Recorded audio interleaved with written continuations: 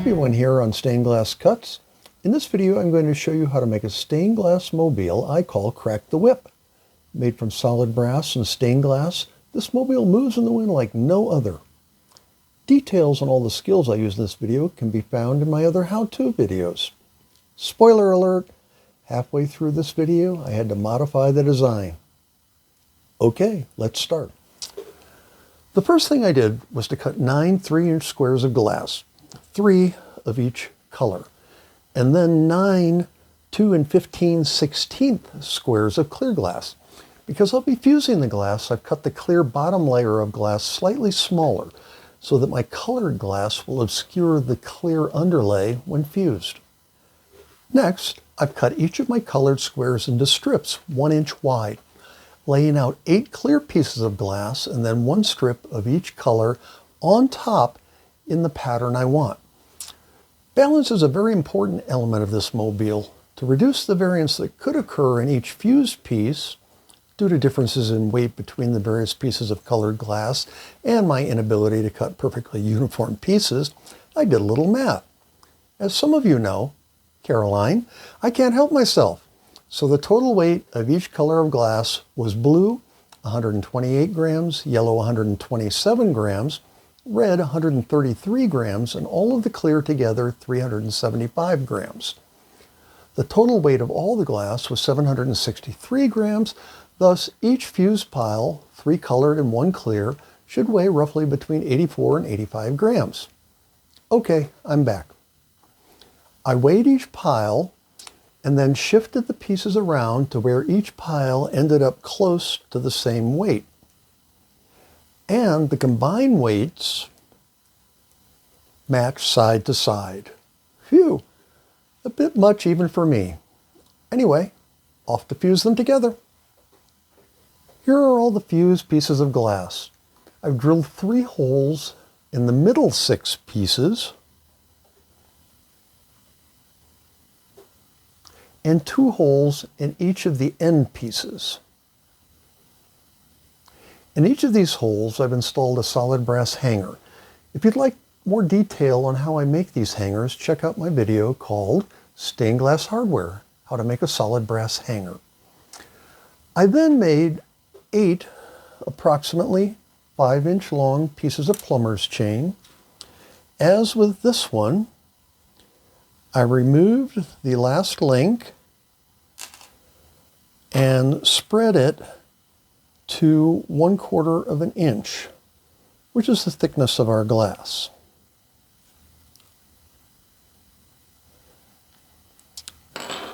I then returned it to the end of the chain and then used it for the middle hanger on my glass.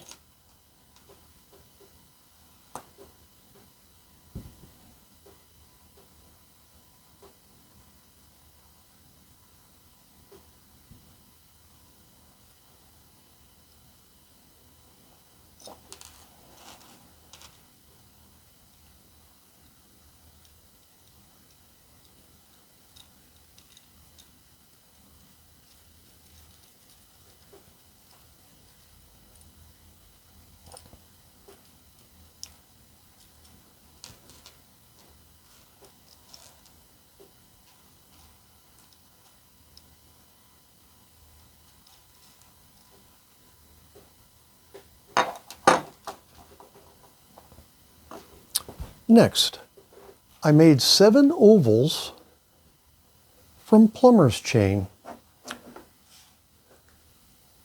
To do this, I removed 4 links from the chain, hammered them flat, cut off the ovals, and then filed them until they look like that. I then used 2 spread hanger links and an oval to attach each piece of glass to its neighbor.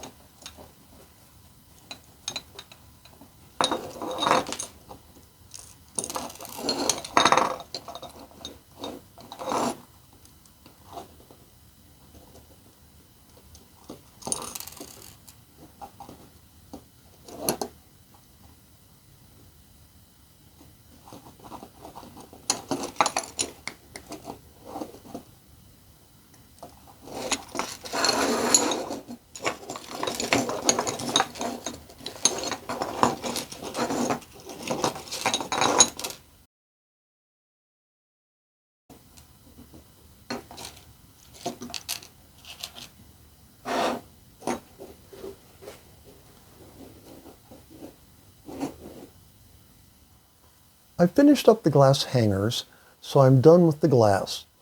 I backed into the length of the brass rods I needed by stretching the glass out like this.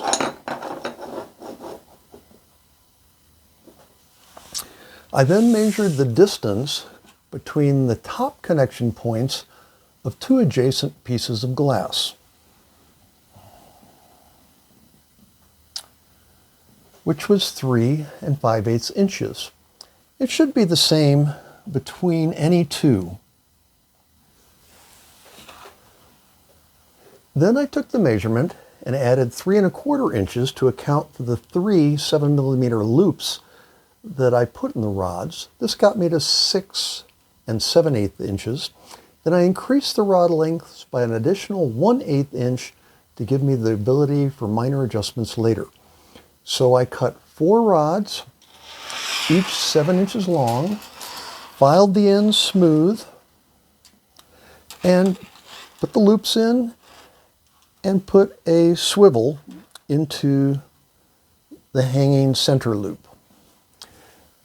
For the next 2 rods, I measured the distance between the center of the first oval and the third oval. This measurement was 7 1/8 inches. Again, added the 3 1/4 inches for the loops and the 1/8 inch for adjustment for a total of 10 3/8 inches. Filed the ends, made my loops, and put the swivel. And finally, I measured the distance between the center of the second oval and the 7th oval, which was 14 1/8 inches. Added the 3/4 inch and the 1/8 inch for a total of 17 1/2 inches.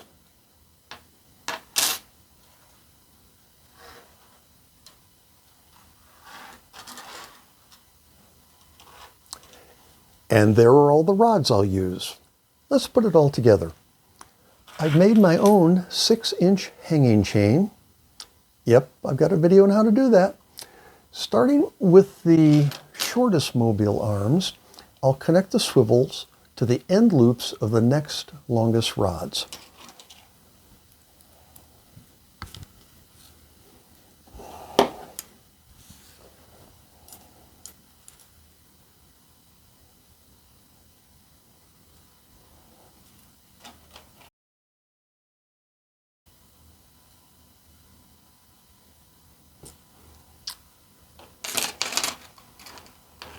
Then the swivels on those rods to the longest arms.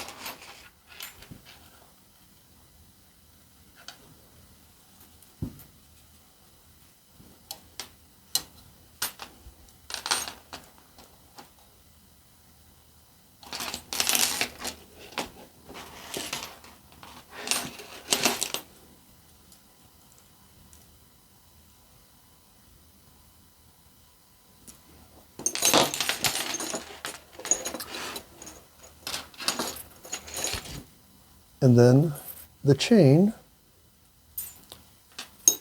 to the swivel in the longest arm.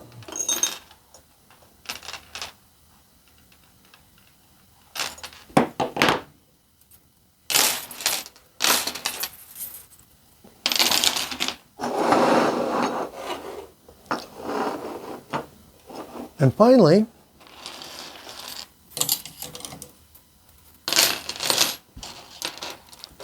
I'll attach the chains coming from the glass to the loops in the small arms.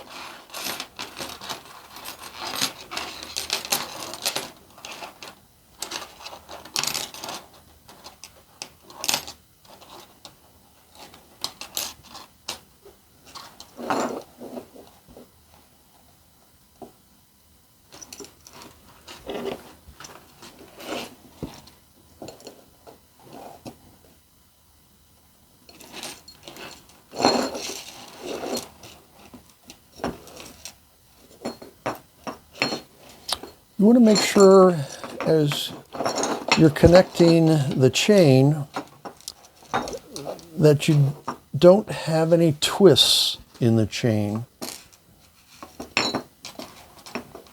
Otherwise, the glass won't hang properly.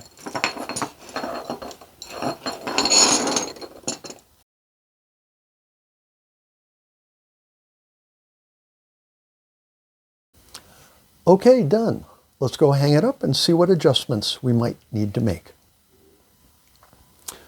Okay, I'm going to talk a little bit about the creative process. In my historical videos, I would make my designs, perfect them, actually make one, and then come back and do the video. In this particular case, the video you're looking at today, I built a prototype and extrapolated from that prototype what I wanted to do, thinking that, oh, these are coat hangers, and they have a little bit of a bend in them, but not much, and everything's stained pretty straight. And I'm going to use 3/32 brass rod, and that's pretty sturdy, and all things should be good. Well, lo and behold, it's not. As you can see, the 3/32 brass rod was perfectly fine for the smaller mobile arms. And I even thought, well, the weight might make a difference because my glass, as opposed to being a single layer 1.5 inch by 3, is a 3 by 3 piece of glass, but it's double because it's fused. I added the 1/8 of an inch, thinking that'll give me a little bit of adjustment and that'll take care of the weight difference. However, as you can see, got way more of a bend than I anticipated here. So although the gaps are appropriate on the individual ones, when we get to the middle, it's all crunched together. So what I'll be doing is coming back, replacing this 3/32 inch rod with a 1/8 inch rod, which is horrible to bend, by the way. Okay, we've got the 1/8 inch replacement rod, and things are balancing pretty well.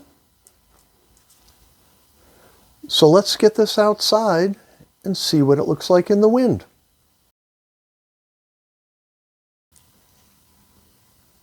Okay, not happy with this. Not when I was going for movement. The problem was too much weight for the glass to move easily. The fused glass was 300% heavier than my study model. So, new glass, only 56% heavier. Here's a comparison.